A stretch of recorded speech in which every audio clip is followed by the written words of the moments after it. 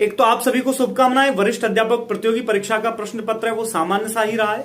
दूसरा ये कि आज एक प्रश्न जिसने मेरा ध्यान आकर्षित किया वो ये था कि उसमें प्रश्न आया था कि 21 जुलाई 2025 को 43वें जो हमारे हाईकोर्ट के जज साहब हैं श्री के.आर. श्रीराम, उन्होंने शपथ ली।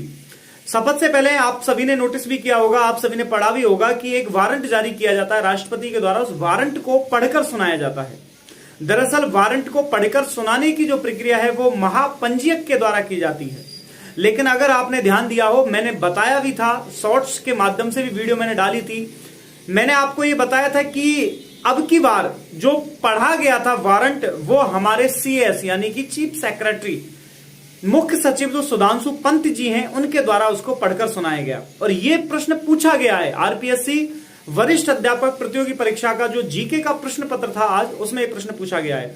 कई सारे प्रश्न ऐसे थे जो ध्यान आकर्षित कर रहे थे, जिसमें 169 1, 183 4 और 179 गा इन अनुच्छेदों के बारे में पूछा गया था। जिसमें पूछा गया था राजस्थान विधानसभा से संबंधित कौन से अनुच्छेद सही हैं। पूछा गया था कि राजस्थान विधानसभा में अगर अविश्वास प्रस्ताव लाया जाता है तो उस अविश्वास प्रस्ताव के लिए कितने सदस्यों की अनुमति आवश्यक है। तो आपको 1/5 ये हमारे उसमें नियमावली में है 198 में 1/5 यानी कि 40 सदस्यों की अनुमति आवश्यक है। वहीं दूसरी तरफ अगर लोकसभा में यही प्रस्ताव लाया जाता है तो वहां पर आपको 50 सदस्यों की अनुमति आवश्यक है। हर चीज के लिए अलग अलग नियम होते हैं। वेतन भत्तों से संबंधित प्रश्न था, राजस्थान के राज्यपाल से संबंधित कुछ प्रश्न थे। पेपर जो था वो सामान्य से कम तो नहीं था, ऊपर ही था थोड़ा सा। बहुत बहुत बधाई आप सभी को, धन्यवाद।